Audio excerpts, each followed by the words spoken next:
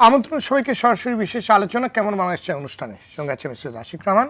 অনুষ্ঠানটি সম্প্রচার হচ্ছে সালাম স্টুডিওর সৌজন্যে। দর্শক, 90 দশকের আগ পর্যন্ত বাংলাদেশের চলচ্চিত্রে ছিল স্বর্ণালী যুগ। এদেশের মেধাবী পরিচালক, প্রযোজক, অভিনয় শিল্পী, কলাকুশলীরা সম্মিলিতভাবে হাজারো সুস্থ ব্যবসা সফল সিনেমা উপহার দেওয়ার পাশাপাশি দেশের সব শ্রেণী পেশার মানুষের বিনোদনের খোরাক যোগাত দেশীয় চলচ্চিত্রের। পরিবারের সঙ্গে প্রেক্ষাগৃহে বসে সিনেমা দেখা ছিল জীবনধারার অবিচ্ছেদ্য অংশ।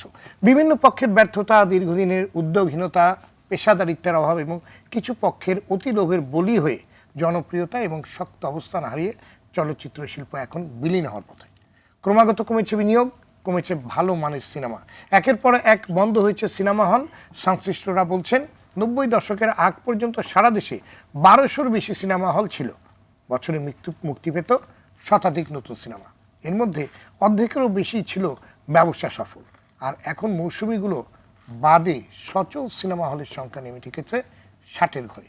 বাকিগুলো ভেঙে তৈরি করা হয়েছে shopping mall, clinic, market, godown. Digital বাংলাদেশে হাতে গোনা কয়েকটি বাদে সবগুলো সিনেমা হলই চলছে অ্যানালগ পদ্ধতিতে।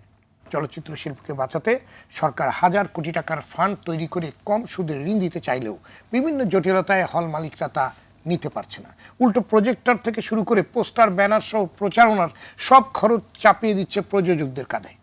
কেউ কেউ বলছেন দেশের চলচ্চিত্রকে ঘিরে গড়ে উঠেছে বেশ কয়েকটি সুবিধাবাদী সিন্ডিকেট, যাদের অতি লোভে ডুবতে বসেছে দেশের চলচ্চিত্র।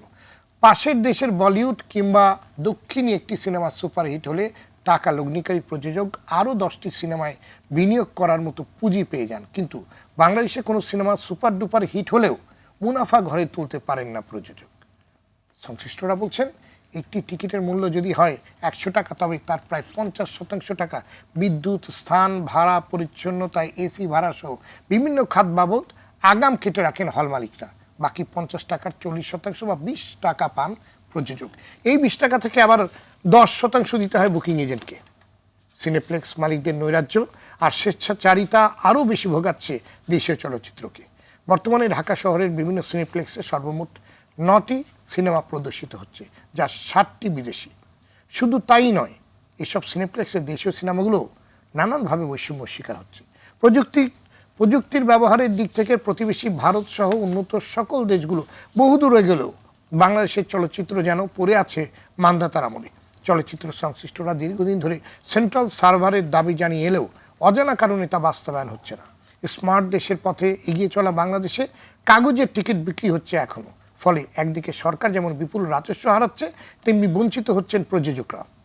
এমন নানামুখী সংকটের ঘেরাটোপে আটকে পড়া চলচ্চিত্রের সুদিন ফেরাতে যারা কাজ করবে, চলচ্চিত্র বাদ দিয়ে তারা মেতে আছেন নিজেদের মধ্যে কোন্দল, দলাদলি, মামলার নেতৃত্বের কারাকারিতে।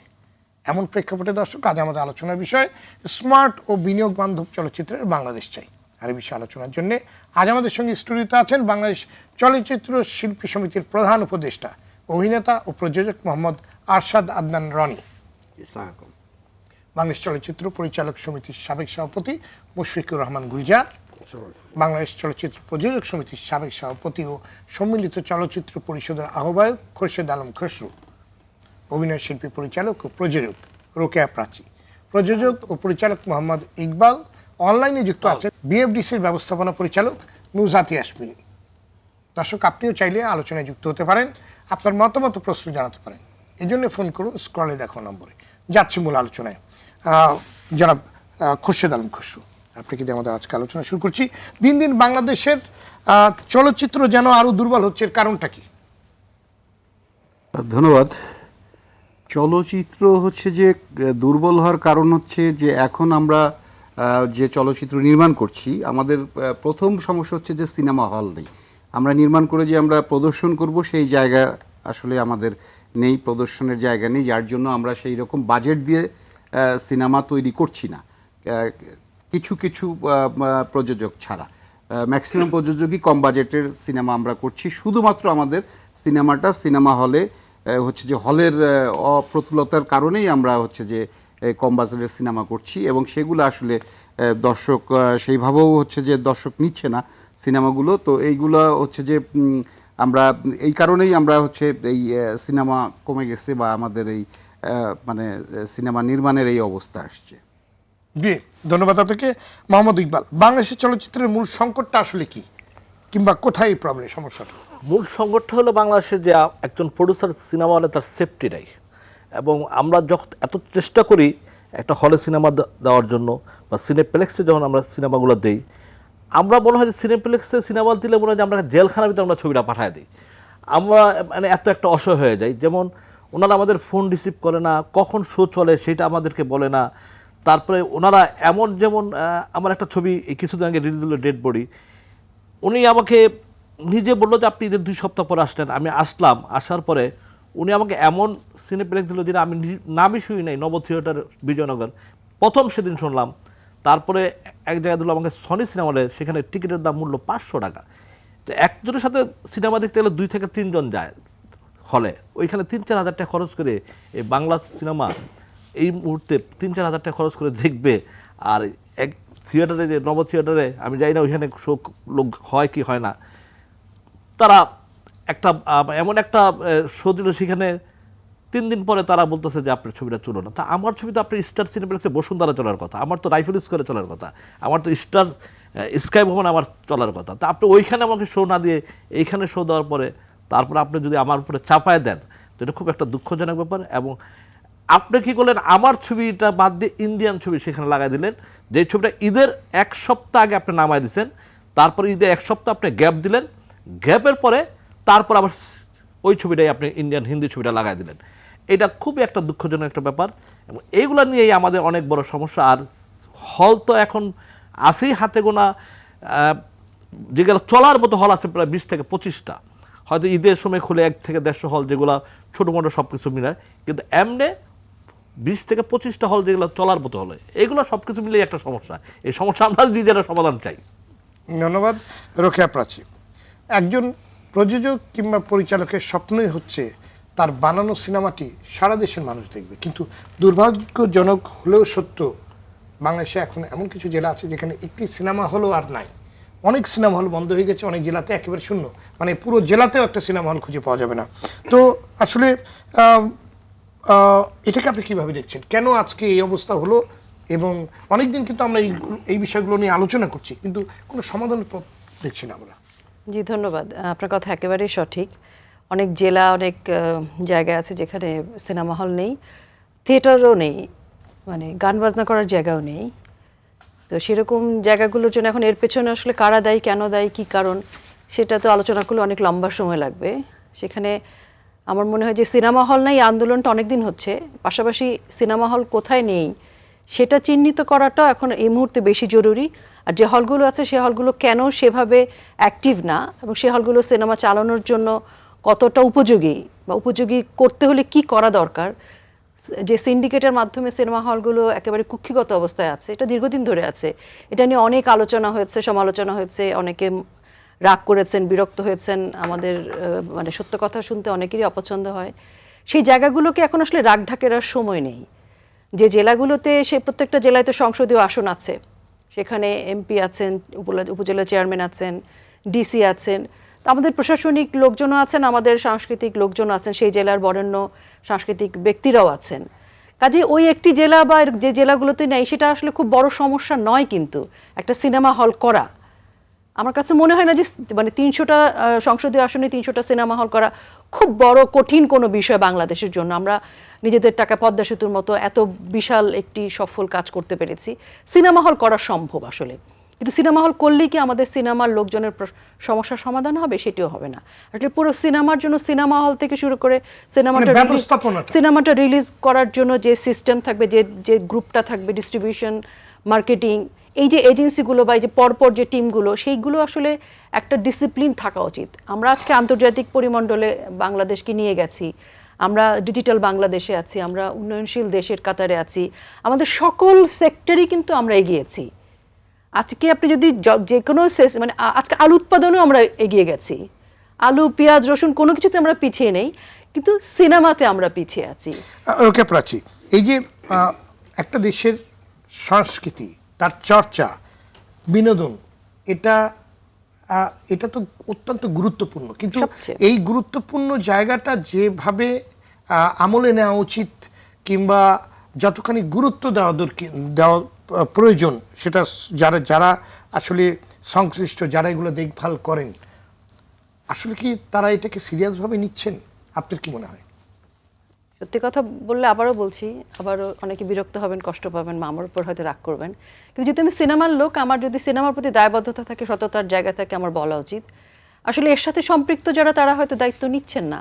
এখন আমরাই কজন যারা এখানে বসে আছি, বা আমাদের মতো আরো অনেকেই আছেন যারা বলতে চান, হয়তো বলতে পারেন না, বা আমরা বললেও হয়তো কিছু হবে না। এর আগেও অনেক কথা বলেছে আপনার স্টুডিওতে এসে, মানে যারা বললে কিংবা যাদের কাছে আসলে যারা যাদের ব্যবস্থা টেবিলে নিলেন- আসলে কাজটা, জি, মানে আমি বলছি যাদের টেবিলে আসলে কাজটা, যিনি দায়িত্বটা নিয়ে বসে আছেন, এক্সিকিউট করবেন। Right. আমরা বলবো, আমরা Right. অনেক কিছু চাইবো সরকারের কাছে, গভর্নমেন্টের কাছে আমরা যা যা চেয়েছি গভর্নমেন্ট কিন্তু দিচ্ছেন। মাননীয় প্রধানমন্ত্রী শেখ হাসিনা কিন্তু সিনেমার জন্য অনেক বরাদ্দ দিয়েছেন, আমরা যা যা চেয়েছি দিয়েছেন, কিন্তু আমাদের কিন্তু আরো আজকে অনেক, পর্যন্ত একটা সেন্ট্রাল সার্ভার হয়নি তো। তো আমাদের এই চাওয়াগুলো মানে আমরা নিয়ে, কিন্তু ডিজিটাল বাংলাদেশে আমি সেই আছি। কথাই আসছি, এই চাওয়াগুলো নিয়ে আসলে সেই সেই জায়গাটায় আমাদের পৌঁছাতে হবে। এর সাথে একেবারে সরাসরি সম্পৃক্ত যে ব্যক্তিবর্গ আছেন, আসলে আমার কথা হচ্ছে যে তার কাছে পৌঁছাতে হবে, এবং তিনি যদি কর্ণপাত না করেন, তাহলে আবারও মাননীয় প্রধানমন্ত্রী শেখ হাসিনা বঙ্গবন্ধু কন্যার দ্বারস্থ হতে হবে। জি। কারণ সিনেমা যে জায়গায় পৌঁছে গেছে, বঙ্গবন্ধু কন্যা কিন্তু যে পরিমাণ বাজেট আমাদের দিয়েছেন, বরাদ্দ দিয়েছেন, আজকে যদি আমরা সিনেমার কিছু হচ্ছে না, আমাদের কিন্তু প্রযোজক আছেন, প্রযোজক মানে কিন্তু ইনভেস্টর না, প্রযোজক আছেন, আমাদের ফাইন্যান্সাররা আসছেন, ইনভেস্টর আসছে, ব্যাংকরা রেডি আছে টাকা দিতে, আমাদের বিদেশি প্রযোজকরা আসছেন, আমাদের নির্মাতা খুব ভালো ভালো আছে, শিল্পী কলাকুশলী আছেন, স্ক্রিপ্ট রাইটার আছেন, কিন্তু এই মানুষগুলো যখন সবাই মিলে কাজটা করেন, সেই কাজটা যেখানে যাচ্ছে, আজকে একজন প্রযোজক যখন টাকা লগ্নি করছেন, একজন ভালো স্ক্রিপ্ট রাইটার ছবি দিচ্ছেন, আন্তর্জাতিক মানের ছবি হচ্ছে, বিগ বাজেটের ছবি হচ্ছে, সেই ছবিটি হিটও হচ্ছে, কিন্তু সেটা হচ্ছে লগ্নিটা যদি ফেরত না আসে, তাহলে সিনেমা জিরোই হবে। ডিসিপ্লিন না থাকলে তো এগুলোর কোনো কিছুই হবে না। জি, ধন্যবাদ আপনাকে জনাব আরশাদ আদনান। প্রতিবেশী ভারতের সিনেমা হিট করলে প্রযোজকরা লগ্নিকৃত টাকার কয়েক গুণ ফেরত পান, এমনকি সেই টাকা দিয়ে আরো 10টা সিনেমার জন্য তারা ইনভেস্ট করেন। জি, আমাদের দেশে প্রযোজকরা লগ্নিকৃত টাকা ফেরত তো পানি না, অনেক ক্ষেত্রে অনেক অনেক মানে প্রযোজক কিংবা ইনভেস্টর আছেন যারা তাদের বাড়ি ঘর পর্যন্ত বিক্রি করে ধ্বংস হয়ে গেছে, তাদের সব কিছু হারিয়েছেন। এই অবস্থা কেন তৈরি হলো? দেখেন, অ্যাকচুয়ালি আমাদের দেশে যেটা হয়েছে সেটা হচ্ছে, আমি বলতে চাই অশ্লীল সিনেমার যুগের কথা। সেই যুগে আসার পরে মানুষ বাংলা সিনেমা থেকে মুখ ফিরিয়ে নিয়েছিল। সেই যুগটা কিন্তু 2016-17 সাল পর্যন্ত ছিল। 2001-2 সালের পর থেকে সিনেমা হল ছিল 700-750 সিনেমা হল ছিল, কিন্তু এই অশ্লীল সিনেমা এইসবের কারণে সাধারণ মানুষ কিন্তু হলে যাওয়া বন্ধ করে দিল। সাধারণ মানুষ হলে যাওয়া বন্ধ করে দিল। এর মধ্যে সিনেপ্লেক্স তৈরি হলো 2004 সালে। আমরা আশায় বুক বাঁধলাম। আমরা আশায় বুক বাঁধলাম, সিনেপ্লেক্স তৈরি হলো। স্টার সিনেপ্লেক্স প্রথম উদ্বোধন হলো বসুন্ধরাতে 2004 সালের অক্টোবর মাসে মোস্ট প্রবাবলি। সো তারপরে কিছু মানুষ সিনেমা বানাতে উৎসাহী হলো। 2016-17 সালের পরে 2020 সাল পর্যন্ত যখন ছবির সুদিন ফিরে আসা শুরু করছে, সেই সময় এই মহামারী করোনা আসলো। করোনা আসাতে 2 বছর সমস্ত কিছু লকডাউন হয়ে গেল। সেই দিকে তখন আর কোনো সিনেমা তৈরিও হলো না বা প্রদর্শনের কোনো সেটা তো ব্যবস্থা হলো না, বিশ্বব্যাপী হলো। 2022 সালে আসার পরে যখন আবার নতুন করে সিনেমা শুরু হলো, প্রযোজকরা সিনেমা বানাতে উৎসাহী হলো, তখন দেখা গেল হল নেই। হল আছে কতটা?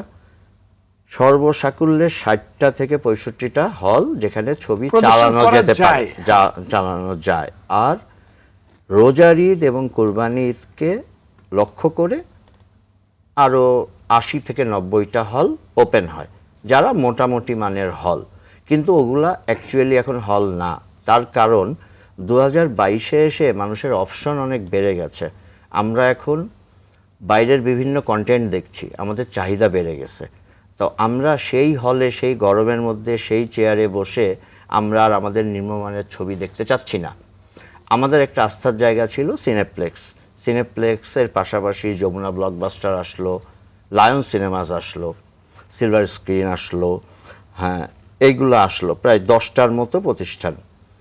দেখেন, তাদের ওখানে সিনেমা চালাতে যেয়ে প্রযোজকরা একটা শুভঙ্করের ফাঁকির মধ্যে পড়ে গেল। ওখানে যে রেটে টিকিট বিক্রি হয় সেটা কেউ জানে না। ওনারা ওনাদের মতো করে টিকিট এর দাম নির্ধারণ করে, সেটা থেকে ওনারা ওনাদের এস্টাবলিশমেন্ট কস্ট, ওনাদের এসি কস্ট অ্যান্ড এভরিথিং কেটে নিয়ে যায়। লাস্টে যায় কি থাকে আমরা সবাই জানি, আপনারা সবাই জানেন যারা ছবি দেখেন, এভারেজ যদি আমরা 450 টাকা টিকিটের দাম নির্ধারণ করি, তাহলে একজন প্রযোজক কিন্তু ওখান থেকে পায় 20%, ব্লকবাস্টার থেকে পায় 20%, আর জয় সিনেমাস থেকে পায় অ্যারাউন্ড 25%। তাহলে আমি আমার ছবি প্রদর্শন করে যদি এই টাকা পাই, তাহলে তো আমার পুঁজি ফেরত আসবে না। আমি চালাবো কোথায়, আমি পুঁজি ফেরত আনবো কোথা থেকে? এই রেশিওটা চেঞ্জ হতে হবে। এখন কিন্তু ভালো সিনেমা তৈরি হচ্ছে, Right. ভালো সিনেমার দিন আসছে, একটা সুবাতাস এসছে যখন, সুবাতাস এসেছে, কিন্তু আসলে সব পক্ষকেই এগিয়ে আসতে হবে, তাহলেই ভালো ছবি হবে। হল মালিকদেরও এগিয়ে আসতে হবে, আর সেন্ট্রাল সার্ভারের ব্যবস্থা করতে হবে। সেন্ট্রাল সার্ভার না হলে বাংলাদেশ চলচ্চিত্র ইন্ডাস্ট্রিকে বাঁচিয়ে রাখা অসম্ভব, একদম অসম্ভব, এটা সম্ভব না। একটা তো মিনিমাম কোনো নীতিমালা তো থাকবে যে হল অবশ্যই। এত টাকা নিতে পারবে এবং প্রযোজকের সাথে এইভাবে বন্টনটা হবে। এখানে হল মালিক যেমন ইচ্ছা তেমন আপনার তার ইচ্ছা মতো সে খামখেয়ালির মতো সে টাকা দিচ্ছে। আপনার প্রডিউসার একটা লগ্নি করে সে একটা সিনেমা বানিয়ে সে রীতিমতো অসহায়। তার যা মানে না, আমরা যে ব্যাপারটা অভিযোগগুলো ঠিক- পেয়েছি যে ব্যাপারটা ঠিক তার এরকমও না। তার আপনার মানে সে মানে তার জানারও জায়গা নেই, মানে সে যে কিছু বলবে কিংবা চাবে যে আমাকে হিসাবটা দেন, আপনি কেন এত টাকা আমাকে কি করে, আপনি বেসটা ধরলেন কিসের উপর ভিত্তি করে, আপনি যে বেসটা ধরছেন এটা কিসের উপর ভিত্তি করে, সেটার এক্সপ্লেনেশন কিন্তু কেউ দিচ্ছে না। না, এক্সপ্লেনেশন কেউ দিচ্ছে না। আমি জানি না এখানে কোনো নীতিমালা আছে কি নাই। গভর্নমেন্ট অবশ্যই সচেষ্ট দৃষ্টি রাখবে, তথ্য মন্ত্রণালয় অবশ্যই দৃষ্টি রাখবে, কিন্তু টিকিটের দাম যখন 450 টাকা হয়, তখন আমরা এভারেজে ওনারা যে এগ্রিমেন্টটা করে বা যে চিঠিটা আমাদেরকে দেয়, সেখানে থাকে হচ্ছে 50% অফ অ্যাডমিশন। ওনারা কিন্তু এগ্রিমেন্ট করতে চাচ্ছেন না। এগ্রিমেন্ট কেউ করতে কিন্তু চাচ্ছে না। মানে এগ্রিমেন্টের কথা বললেও তারা করবে না এগ্রিমেন্ট। না, agreement হয় না। তারা একপক্ষীয় ভাবে কোনো একটা চিঠি দিবে, এরকমই তো একটা অভিযোগগুলো আমরা পাচ্ছি। একটা চিঠি দেওয়া হয়, সেই চিঠি আপনি সাইন করে একটা কপি ওনাদের কাছে পাঠিয়ে দিবেন, একটা কপি আপনার মানে কাছে সবকিছু রাখবেন। কিন্তু হল মালিকই তার ভাগ্য নির্ভর, মানে প্রযোজকের ভাগ্য নির্ধারণ করছে হলো হল মালিক। আমরা তো অসহায়, আমরা প্রযোজকরা অসহায়। আমরা বাংলা চলচ্চিত্রকে ভালোবাসি দেখে নিজের পকেটের টাকা খরচ করে ছবি বানাই। আমাদের উচিত না ছবি বানানো, আমাদের উচিত না। তো কারণ এই যে আজ আমি হল মালিকদের বিপক্ষে বা চলচ্চিত্রের সপক্ষে যে কথা বলছি, আমি জানি না আমার পরের ছবি ওনারা চালাবে কিনা। উনি যদি না চালালে আমার কিন্তু কিছু মানে করার নাই। এটাও কিন্তু একটা অডাসিটি। already এটা কিন্তু বলছে মানে কিন্তু। একটা দেশে এই মানে আপনি যদি এই কথা বলেন যে আমি যে এই কথা বলছি অ্যাজ এ রেজাল্ট আমার সিনেমা এরপরে হল মালিক চালাতে নাও পারে, তো একটা এই স্বাধীন দেশে ব্যাপারটা এরকমই দাঁড়িয়েছে বর্তমানে এরকমই দাঁড়িয়েছে। তার কারণ আমরা আসলে চলচ্চিত্রকে ভালোবেসে চলচ্চিত্র বানাই। ব্যবসা তো অবশ্যই উদ্দেশ্য থাকে, কিন্তু দোকান একটা আছে, সেই দোকানে পণ্য বিক্রি হবে, পণ্য বিক্রি হওয়ার জন্য কিছু নীতিমালা তো থাকবে, সেই নীতিমালা নাই। ধন্যবাদ। আমি আপনার কাছে আবার আসবো জনাব মুশফিকুর রহমান গুলজার। আমরা চলচ্চিত্রের সুদিন ফেরানোর কথা বলছি, অনেক দিন ধরে এগুলো নিয়ে আলাপ আলোচনা করছি, কিন্তু এর জন্য যে ধরনের উদ্যোগ দরকার তা কি নেওয়া হচ্ছে? এই উদ্যোগ যারা নেবেন, যাদের দায়িত্ব কিংবা যারা দেখভাল করছেন একদম উপর থেকে নিচ পর্যন্ত, তারা কি আসলে তারা কত করে আন্তরিক, তারা আসলে এই মানে যাদের নেওয়ার কথা তারা কি নিচ্ছেন? এই প্রশ্নের উত্তরটি আমি শুনবো একটি বিরতির পর।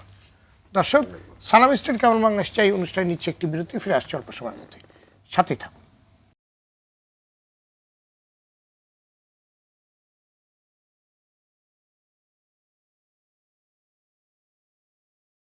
দর্শক, বিরতির পর আবারও স্বাগত কেমন বাংলাদেশ চাই অনুষ্ঠানে, সঙ্গে আছে আমি সৈয়দ আশিক রহমান।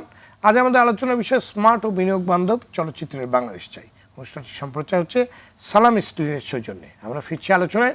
জনাব মুশফিকুর রহমান গুলজার, বিরতি পূর্বে যে প্রশ্নটি আপনার কাছে ছিল যে আমরা চলচ্চিত্রের সুদিন ফেরানোর কথা বহুদিন ধরে বলছি, এই আলোচনা সবসময় চলছে, কিন্তু এর জন্য যে ধরনের উদ্যোগ দরকার কিংবা যাদের উদ্যোগ নেওয়ার কথা কিংবা যাদের দায়িত্বের মধ্যে এটা পড়ে, তারা কি আসলে এই উদ্যোগগুলো নিচ্ছে কিংবা তারা এটাকে কোনো গুরুত্ব দিচ্ছে? ধন্যবাদ। আমি প্রথমেই বলবো এই প্রশ্নটার উত্তরে যে যাদের যেখানে বসানো হয়েছে, যে যে জায়গায় আছে কেউই তার সঠিক দায়িত্ব পালন করছে না চলচ্চিত্র উন্নয়নে। যদি তাই হতো তাহলে আমাদের মাননীয় প্রধানমন্ত্রী, যিনি চলচ্চিত্র বান্ধব, শুধু বান্ধব নয়, চলচ্চিত্রের প্রতি অত্যন্ত সহানুভূতিশীল, বঙ্গবন্ধুর মতোই, এবং চলচ্চিত্রের বিষয়ে উনি সবসময় খোঁজখবর রাখেন। উনি বলার পরে হয়তো একটু আগায়, উনি যদি কাউকে বলেন যে এই কাজটা করতে হবে তখন হয়তো একটু আগায়। এছাড়া কেউ নিজ উদ্যোগে কোনো কাজ করছে এমন কোনো প্রমাণ আমাদের কাছে অন্তত নাই। দীর্ঘকাল ধরে চলচ্চিত্রে আছে। একটু শুরু গোড়া থেকে বলি যে আমাদের চলচ্চিত্রটা ধ্বংসের শুরুটা হয়েছিল আসলে ওই ভিডিও পাইরেসি এবং অশ্লীলতার যুগের মধ্য দিয়ে, এবং সেটিকে যখন ভালো ডিরেক্টর প্রোডিউসার সরে গেল, এবং সরে গেল, তারা গেছেই এই দুটি কারণেই। একটি হচ্ছে তাদের ভালো ছবিগুলো ভিডিও মানে পাইরেসি যেত, এবং সেই পাইরেসিগুলো হতো সিনেমা হল থেকে। সিনেমা হলের নাইট শো শেষে ওই হল যখন খালি হতো তখন ওই অপারেটরদের কিংবা ম্যানেজারদের কিছু পয়সা দিয়ে এরা এটা ওখান থেকে ভিডিও করে এটা মার্কেটে ছেড়ে দিত। ফলে হতো যে প্রডিউসাররা ছবি বানাতেন তারা সর্বশান্ত হয়ে যেতেন, কারণ তাদের ছবি আর কেউ নিতে চাইতো না। বিসিআরের মাধ্যমে বা কেবল লাইনের মাধ্যমে মানুষ দেখে ফেলতো।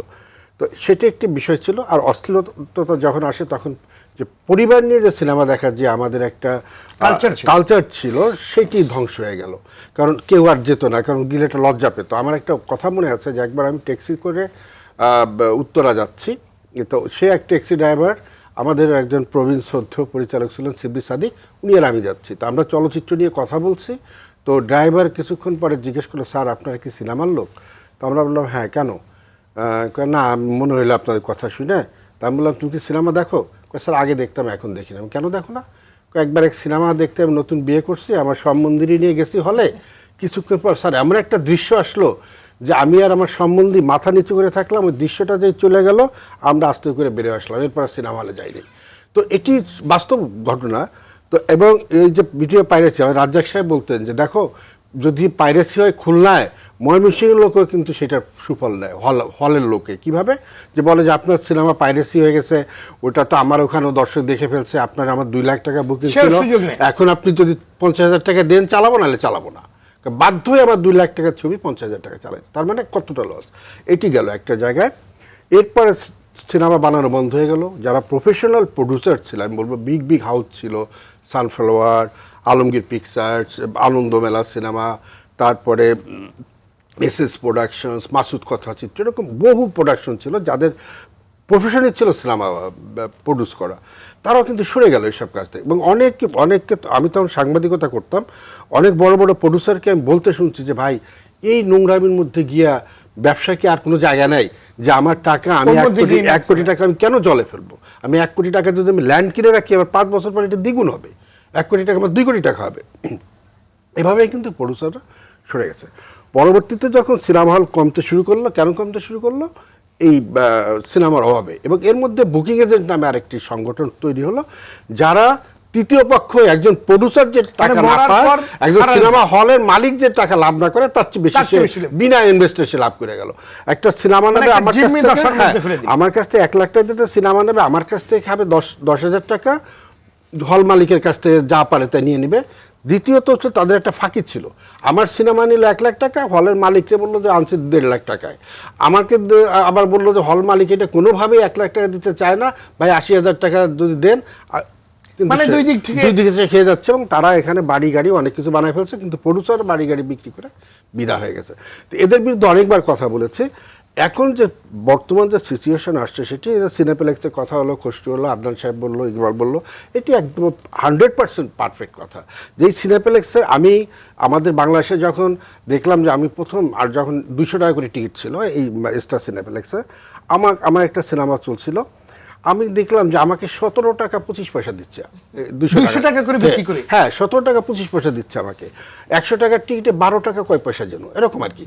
তো আমি চিন্তা করলাম যে কেন এটা হয়। তখন টিকিটটা এটা দেখলাম যে তারা এসি চার্জ 100 কত টাকা, মানে এটা কত টাকা, এসি চার্জ কিন্তু আসলে পার পারসন তাদের হিসেবে 2 টাকা আসতে পারে। হ্যাঁ শুনেন, আমি এর 2 টাকা আসতে পারে। আমি এর পরবর্তীতে আমি কলকাতায় গেলাম। কলকাতায় গিয়ে ওখানে একটা আইনক্স আছে, ওখানে গিয়ে আমি সিনেপ্লেক্সের সিনেমা দেখলাম, একটা টিকিট নিলাম, দেখলাম যে 213 টাকা দাম। আমি নিজের পরিচয় দিয়ে ওখানে ম্যানেজারের সাথে যোগাযোগ করলাম, গিয়ে তার রুমে গিয়ে বসলাম, বসার পর আমি বললাম যে দাদা এই যে টিকিটটা বিক্রি করলেন 213 টাকায়, এটা থেকে আপনি ডিস্ট্রিবিউটরটা কত টাকা দেন? উনি বললো দেখেন ওই গায়ে লেখা আছে 6 টাকা 35 পয়সা বা 45 পয়সার মধ্যে ব্যাপার হবে, হ্যাঁ এইটুক বাদে বাকি যা আছে আমরা 50% যেটা জেনুইন ওইটা শুধু ক্লিনিং ক্লিনিং বলে এইটুক ছাড়া সব আমরা 50-50 সেটাই তো হওয়া উচিত। সেটি যদি হয়, আমাদের এখানে যদি স্টার সিনেপ্লেক্স বা ব্লকবাস্টার যদি সিনেমা চালায়, একটা প্রডিউসার যদি 5 লাখ টাকা পায়, ওনরা পান 1 কোটি টাকার মতো প্রায়, Right. এরকম একটা ব্যাপার হয়ে গেছে। তো এই বৈষম্যটা কেন? এই বৈষম্যটার কারণে আমরা দুই দিক দিয়ে লস হচ্ছে। এক হচ্ছে যারা একবার সিনেপ্লেক্সের সিনেমা দেখছে কষ্ট করে হলেও, তারা মফস্বলে গিয়ে ওই সিনেমা দেখতে পারছে না, কারণ তাদের আর ওই আরামটা তো পাচ্ছে না। তো ফলে হচ্ছে ওই দর্শকও আমরা হারাচ্ছি। এখন যেটা করা যায় সেটি হলো একটাই, আমি আগেও বলছি এখনো বলি যে আমরা যে 300 সংসদীয় আসনে দরকার নাই। আপনার প্রতিটি থানায় একটা পৌরসভা আছে, জেলায় একটা সিটি কর্পোরেশন আছে। তো এই কর্পোরেশনে কিন্তু একটা বাজেটই থাকে, কমিউনিটি হল করা, বিনোদনের সেন্টার করা। কিন্তু সরকারি কমিউনিটি হলে গেলে তো আবার না, চেয়ারেই আমি হবে। তো কমিউনিটি হল সেন্টার না, আমি বলছি এইসব জায়গায় এদেরই অধীনে একটা আলাদা বাজেটের তথ্য মন্ত্রণালয়ের অধীনে হতে পারে, শিল্পকলা একাডেমির অধীনে হতে পারে, কিংবা স্থানীয় সরকারের অধীনে হতে পারে। সেটা সাংস্কৃতিক কেন্দ্র করে না কেন? কিন্তু সেই সাংস্কৃতিক কেন্দ্রে আমি বলি নাই, সেই সাংস্কৃতিক কেন্দ্রে যদি 2 বিঘা জমির উপরে কাজটা করে, সরকারের টাকা সেখানে যদি 50 কোটি টাকা খরচ হয় সব মিলায়া, 50 কোটি টাকা উঠতে কিন্তু 5 বছরও সরকার লাগবে না। যে একটা যে দুইটা সিনেপ্লেক্স হল থাকে, একটা থিয়েটার থাকে, একটা কমিউনিটি হল থাকে, একটা যে হেরিটেজের দোকানপত্র থাকে, সব কিছু থাকে, সেইগুলো লিজ দিয়ে কিংবা ভাড়া দিয়ে সরকার 5 বছরও লাগবে না এই টাকা তুলতে। Right. শুধুমাত্র ব্যবস্থাপনা। এবং সেই ক্ষেত্রে হলে যে সিনেপ্লেক্স মানে আমরা যে হলগুলো পাবো, সেই হলগুলো যারা প্রফেশনাল সিনেমা হল চালায় তাদের কাছে লিজ দিয়ে দেবে। যেমন জোনাকি সিনেমা হল লিজ নেয়, আমরাই তো নেই। এই যে আর্মির সিনেমা হলগুলো তো আমাদের লোকজনই তো নেয়, আর্মি তো সরাসরি চালায় না। তো এরকম চালালে সেই দেশের কমপক্ষে 450 থেকে 500 সিনেমা হল তৈরি হতে পারে, এবং সেগুলো যখনই তৈরি হবে তখন সিনেমা নির্মাণের হার বেড়ে যাবে, এবং সেক্ষেত্রে একটা নির্দিষ্ট পরিমাণ টাকা প্রযোজক পাবে বা পরিবেশক পাবে, এবং তার দেখা দেখেও অটোমেটিক্যালি প্রাইভেট সিনেমা হল বেড়ে যাবে। কারণ তখন দেখবে যে সিনেমা তৈরি হচ্ছে, প্রচুর ব্যবসা আছে, আমরা একের পর এক সিনেপ্লেক্স বানাই বা হল বানাই। এবং আরেকটা প্রশ্ন যেটা আসছে, সেটি সেদিনও বলা হলো যে দক্ষিণ কোরিয়া একটা কড়াকড়িভাবে আইন করা হয়েছে যে কোনো শপিং মল, যে কোনো ব্যবসায়িক স্থাপনায় অবশ্যই সেখানে সিনেপ্লেক্স থাকতে হবে।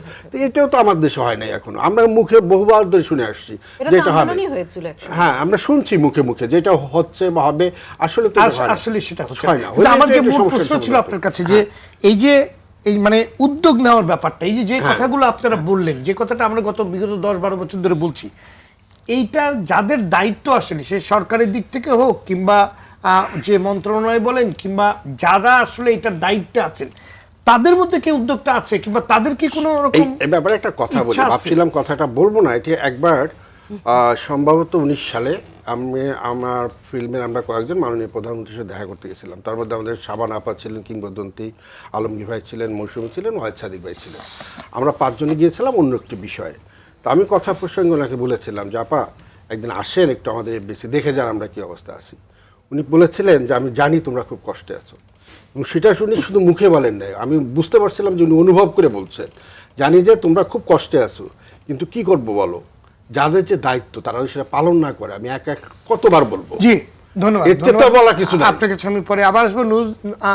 নুজহাত ইয়াসমিন, চলচ্চিত্রের আধুনিকায়নে সরকার আসলে কি উদ্যোগ নিয়েছে, আপনাদের কি উদ্যোগ রয়েছে, আপনার কাছ থেকে আমরা শুনতে চাই, যেহেতু এফডিসির দায়িত্বে আপনি আছেন। ধন্যবাদ। আমি আপনাকে ধন্যবাদ জানাচ্ছি, একই সাথে যারা অতিথি কানেক্টেড আছেন বা উপস্থিত আছেন, এবং দর্শক এবং শ্রোতা যারা আছেন সবাইকে আমি সালাম জানাচ্ছি। এখন আপনি জানতে চাইছেন আধুনিকায়নের জন্য কি করা হয়েছে। 2012 সালের পর থেকে আগ পর্যন্ত তো নেগেটিভে ফিল্মের শুট করা হতো, আপনারা সবাই জানেন। এটা এখন ডিজিটালে হয়েছে, সেটা একটা বিষয়। আর আধুনিকায়ন বলতে আসলে কি বোঝা যাবে আমি জানি না। যদি যন্ত্র টেকনোলজির কথা বলেন, যতটুকু টেকনোলজি যা যা ব্যবহার করা হয় একটা সিনেমা তৈরিতে, সেটা প্রজেক্টের আন্ডারে করা হয়, আনা হয়। যেমন আপনি লাইট, ক্যামেরা বা লেন্স বা আর যা পোস্ট প্রোডাকশনের যে ইকুইপমেন্ট গুলো আছে সেগুলো করা হয়েছে, আনা হয়েছে। ওটা এখন অনেকটা ব্যাকডেটেড হয়ে গেছে। আমাদের এখন আবার নতুন একটা প্রজেক্ট অনগোয়িং আছে, আপনারা জানেন, বিএফডিসি কমপ্লেক্স, সেটার আর আওতায় কিছু ইকুইপমেন্ট সামান্য কিছু আছে, আর ফ্লোর গুলো আছে যেগুলো আধুনিক মানের হবে, সেগুলো আছে। এটা চলছে, এটা কাজ চলছে। আরেকটা আছে আমাদের কবিরপুর ফিল্ম সিটি 2 একটা প্রজেক্ট পাশ হয়েছে একনেকে, সেটা একটু ডিপিপি কে একটু রিকাস্ট করতে বলা হয়েছে, কারণ যখন ডিপিপিটা তৈরি হয়েছিল পাশ করতে করতে বেশ খানিকটা সময় চলে গেছে। এই সময়টাতে জিনিসপত্রের দাম বেড়েছে, কনস্ট্রাকশন মেটেরিয়াল থেকে শুরু করে ডলারের দামও বেড়েছে, যার জন্য ওইটাকে আরেকটু রিকাস্ট করে দিতে বলা হয়েছে। সেটা আমরা রিকাস্ট করেছি। তো সেটা আবার আমরা এখন প্ল্যানিং কমিশনে পাঠাবো। এটার মধ্যে প্রচুর যন্ত্রপাতি আছে, আধুনিক যন্ত্রপাতি, মূলত এটা যন্ত্রপাতি নির্ভরই। তো এইটার মধ্যে আমরা এটা ডিপিপি তৈরি করেছি। তবে মাননীয় আমাদের মন্ত্রী যিনি আছেন উনি গতকালও আমাকে বলেছিলেন যে এই ডিপিপিটা পাঠানোর আগে আরেকটু উনি আবার একটু দেখতে চেয়েছেন, বা আপনাদের যারা চলচ্চিত্র সংশ্লিষ্ট যারা আছেন, যারা বর্তমানে অনেক বেশি সিনেমা বানাচ্ছেন, বর্তমানে চলচ্চিত্র নির্মাণের সাথে যারা জড়িত আছেন, তাদের সাথেও স্যার একটু কথা বলবেন যে এর মধ্যে আর কিছু যোগ করার সুযোগ করতে হবে কিনা বা কোনো কিছু বাদ দিতে হবে কিনা। তো সেটা আমাদের মনে হয় বেশি সময় লাগবে। আমরা শুনেছিলাম যে সেখানে সিনেপ্লেক্স হচ্ছে কয়েকটা। এইটা হচ্ছে কমপ্লেক্সে যেটা অনগোয়িং আছে সেটাতে, হ্যাঁ আছে। সেখানে কয়টা হল হচ্ছে? সেখানে আসলে হলের মানে কয়টা হল থাকবে? সেখানে 5টা স্ক্রিন থাকবে, 2টা থিয়েটারে 5টা স্ক্রিন। জি জি জি, 5টা স্ক্রিন থাকবে।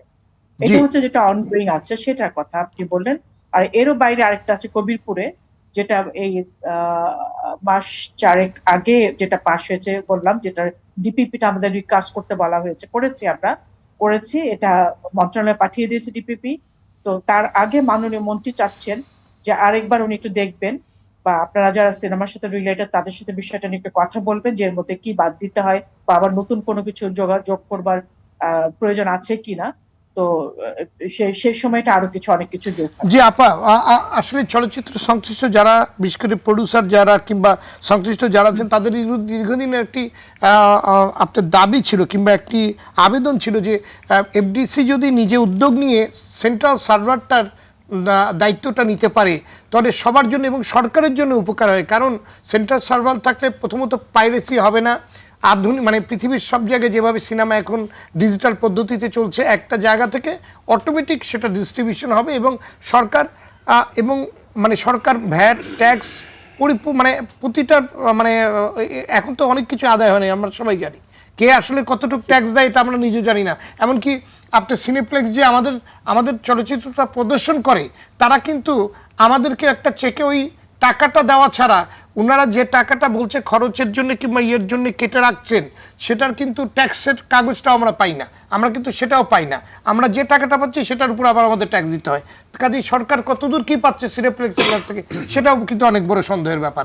এখন আপনার একটা সেন্ট্রাল সার্ভার যদি এফডিসিতে থাকতো তাহলে অবশ্যই এফডিসির গুরুত্ব অনেক বেশি বাড়তো।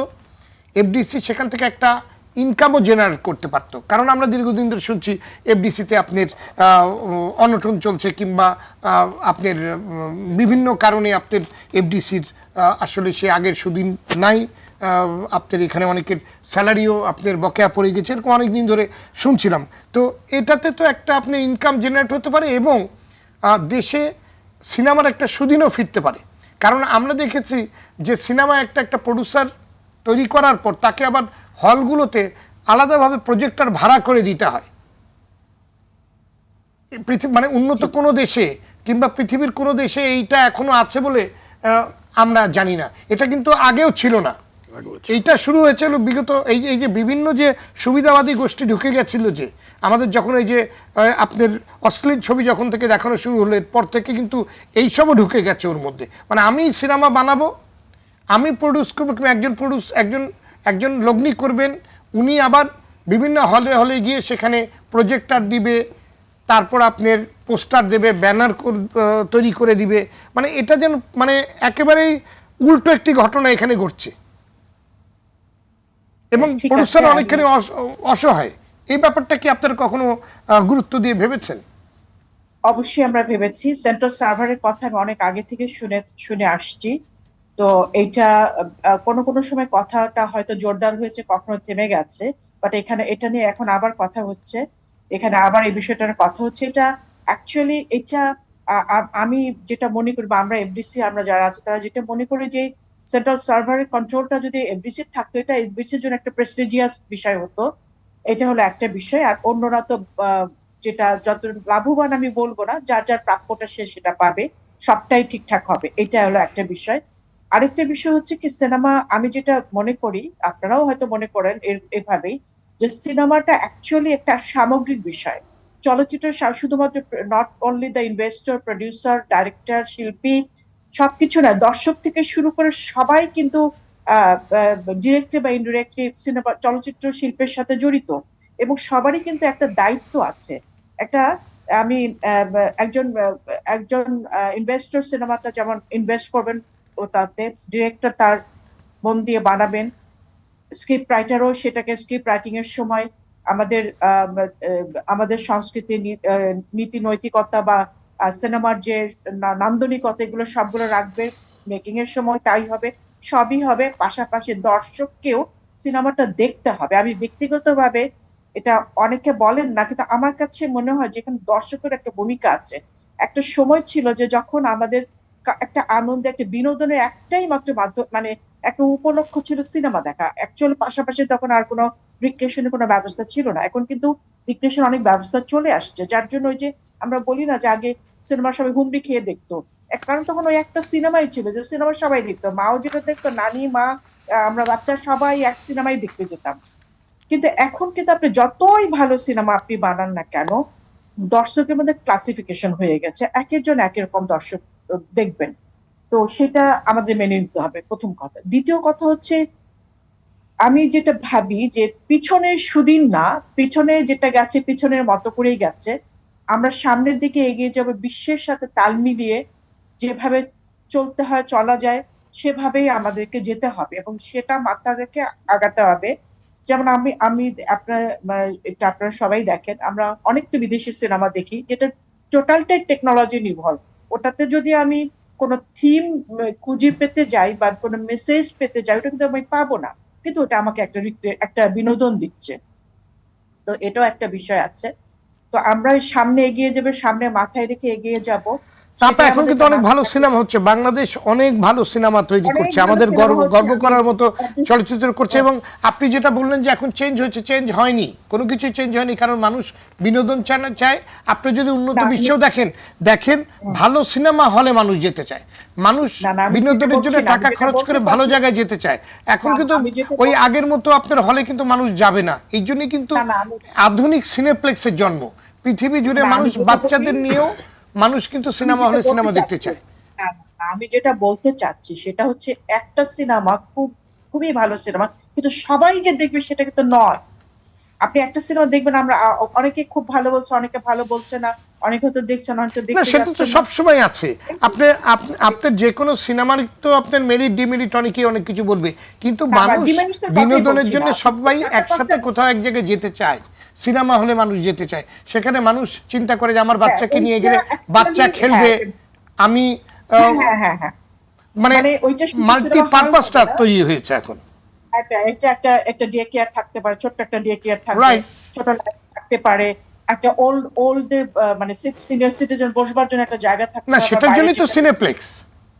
সেটাই তো বলতে চাচ্ছি যে হ্যাঁ, সেটা ঠিক আছে, সেটা বলতে চাচ্ছি। আমি যেটা বলতে চাচ্ছিলাম যে অ্যাকচুয়ালি এখন বিনোদনের তো অনেক মাধ্যম হয়ে গেছে, যার জন্য এটাও একটা বিষয়। আরেকটা বিষয় যেটা হচ্ছে যে এক সিনেমা সবাই দেখবে না, কিন্তু তাই বলে সিনেমা যে ভালো হচ্ছে না তা কিন্তু না। অনেক ইদানিং এই গত 2 বছরে তো অনেক ভালো সিনেমা হলো, এবং অনেক মানে ব্যবসা, 2-4টা যে ব্যবসা সফল সিনেমা হয়নি তা কিন্তু নয়, ব্যবসা সফল সিনেমা কিন্তু হয়েছে। তো সেটাই আর কি। আরেকটা কি প্রশ্ন যেন করলেন, ভুলে গেছে। জি, আর সেন্ট্রাল সার্ভার, হ্যাঁ, সেন্ট্রাল সার্ভারের কথাটা আমরা ভাবছি। গতকাল মন্ত্রী মহোদয়ের সাথে আমাদের কথা হয়েছিল, উনি টোটাল এগুলো নিয়ে বলছেন, এই কথাটাও আসছে। তো এটাও আমরা আশা করছি। এটা তো একটা আলাদা প্রজেক্ট করতে হবে, এমন নয় যে বিষয়টা একটা অনগোয়িং প্রজেক্টের মধ্যে একটা কম্পোনেন্ট হিসেবে ধরে দেওয়ার কোনো সুযোগ নাই। তাহলে হয়তো আমরা, যদি সুযোগ থাকে, আমরা কবিরপুরে যেটা হচ্ছে সেটার মধ্যে দিয়ে দেবো, আর যদি সুযোগ না থাকে এটা আমরা আলাদা একটা প্রজেক্ট তৈরি করব। জি, ধন্যবাদ আপনাকে। জনাব খসরুল আলম খসরু, জনাব খসরু, অভিযোগ রয়েছে সিনেমা হল মালিকরা নানানভাবে প্রযোজক পরিচালকদের ন্যায্য পাওনা থেকে বঞ্চিত করছে, এবং এটা খুব আপনার ওনারা সুনিপুণভাবে এই কাজটা করে আসছেন, এবং যেটা কিছুক্ষণ আগে আলোচনা হচ্ছিল যে প্রযোজক এবং পরিচালকদের তারা অনেক ক্ষেত্রেই অসহায়, তাদের আসলে বলারও জায়গা নেই, এরকম একটি অবস্থা। এই জায়গাটা কেন তৈরি হলো? আপনি ঠিকই বলেছেন যে এই আমাদের যে শেয়ার মানি একটা চলচ্চিত্রের, এই শেয়ার মানিতে সাংঘাতিকভাবে একটা হচ্ছে যে অন্যায্য এবং বৈষম্য আছে, এবং দেখেন যে এই বৈষম্যগুলো চলে আসছে দীর্ঘদিন ধরে। আমরা দীর্ঘদিন ধরে এটার বিরুদ্ধে কথা বলছি, এই বৈষম্য নিয়ে বসার জন্য বলছি। আসলে আমরা বুঝতে পারছি না, আমাদের সাথে সেভাবে বসা হচ্ছে না। আমরা সরকারকেও এই বিষয়ে অবহিত করছি, আমরা মন্ত্রণালয়কেও অবহিত করছি, এবং আমাদের মন্ত্রণালয় এবং প্রযোজক এবং হচ্ছে হল মালিক নিয়ে মিটিং করার জন্য আমরা বলেছি, সভা করার জন্য, কিন্তু আসলে সেটা হয়নি। দেখেন যে কতখানি অনিয়ম, বা এই যে আমাদের শেয়ার মানির ব্যাপারে কতখানি অনিয়ম। একটি সিনেপ্লেক্সে একটা ছবি যদি হচ্ছে যে 450 টাকা 400 টাকা টিকিট হয়, আমরা শুধু পাই হচ্ছে সেখান থেকে হচ্ছে কত, আমরা হচ্ছে 55 টাকা 60 টাকা পাই। এই যে একটা সিনেমা যদি এইখানে যদি আমরা শেয়ারিংটা ঠিক মতো পেত, যে কোনো ছবির শেয়ারটা যদি ঠিক মতো পেত, তাহলে কোনো ছবি আমাদের দেশে লস হতো না। আমরা যদি একটা ছবির 5 লাখ টাকা শেয়ার পাই, দেখা গেল যে সেখানে তারা সেল করেছে 1 কোটি টাকার উপরে, তো সেই টাকাটা থেকে যাচ্ছে। একটা জিনিস দেখেন যে একটা হচ্ছে সিনেমা, একটা সিনেপ্লেক্স তৈরি করেছে, তাই না? তো একটা সেখানে একটা এসি চার্জের যে শীততাপ নিয়ন্ত্রণের যে বিষয়টা নেয়, এইটা তো সেই তখনই যখন শুরু করছে তারপরের থেকে, আর এতগুলা দর্শক এতগুলা শো যাচ্ছে, তো কয় টাকার বিদ্যুৎ একটা টিকিটের একজন ব্যক্তি তিনি ঢুকছেন হলে, তার কয় টাকার হচ্ছে যে সে কারেন্ট, তার এসির বিল আসছে, সেখানে দেওয়া হচ্ছে আপনার প্রায় 150 টাকা, 125 টাকা, 30 সে ব্যাপারটা তো গুলজার ভাই তো পরিষ্কার করলেনই যে কলকাতার একটি হলে গিয়ে উনি তো দেখে এসেছেন, সেটা আমরাও জেনেছি যে শুধুমাত্র তারা ক্লিনিং চার্জ 5-6 টাকা নেয়, এর বাইরে আর কোনো টাকা নেয় না। আপনি তাকে 50% টাকা কেন দেন? এইসবের কারণেই আমার কথা হচ্ছে যে একজন প্রযোজক কোটি কোটি টাকা দিয়ে সিনেমা নির্মাণ করবে, আর সেই সিনেমা আপনি সবকিছুই, আপনি কোনো কিছুই দিবেন না, কোনো ব্যবসায় আপনার কোনো ইনভেস্টই থাকবে না, সবকিছুই আমার থেকে নিয়ে নেবেন আলাদা আলাদা কেটে, তাহলে আপনি তো পুরো আমার উপরেই, আমার মাথায় কাঁঠাল ভেঙে কাটছেন। তো এইটা তো হচ্ছে যে সম্পূর্ণ একটা বড় রকমের একটা নৈরাজ্য বা বড় রকমের একটা বৈষম্য আমি মনে করি। তো এই বৈষম্য হচ্ছে এইটার একটা কিন্তু সুরাহা হওয়া উচিত, যেটা আমরা এখন করছি। আমাদের সামনে মিটিং আছে, আমরা হচ্ছে আবার এটা নিয়ে কথা বলবো। আমরা আমাদের 19 সংগঠনের মিটিং আছে, সেইখানে আমরা এই শেয়ার মানি এবং এই যে হলের হচ্ছে যে শো পাওয়া বা শো টাইম, এই যে বিষয়গুলো, এবং আমরা দেখেছি যে এখন 9টা 10টা 11টা 12টা সিনেমা তারা প্রতিদিন চালায়। হ্যাঁ, একজন প্রযোজকের একটা শো দেয় সারাদিনে। তো এইভাবে কি মানে একটা করুণার ব্যাপার হয়ে গেছে যে আমি পাবো কি পাবো না, এইভাবে কি একটা টাকা দিয়ে বানিয়ে উনি ব্যবসা করবেন, কাটাল ভাঙবে, আর আমরা করুণার পাত্র। এইভাবে একটা সিনেমা প্রযোজক বাঁচতে পারে না। একটা সিনেমা একটা সারাদিনে, আমরা আগে কি হতো, আমরা প্রতিদিন হচ্ছে যে হলিডেতে আমরা 600 করে আমরা পেতাম এক একটা হলে, তারপরে হচ্ছে নর্মাল হলে 400 করে আমরা পেতাম। তো সেখানে সারাদিনে যদি আমি 100 করে পাই একটা হল থেকে, তাহলে সেই টাকা উঠবে কিভাবে, আর প্রযোজক কিভাবে ছবি বানাবে?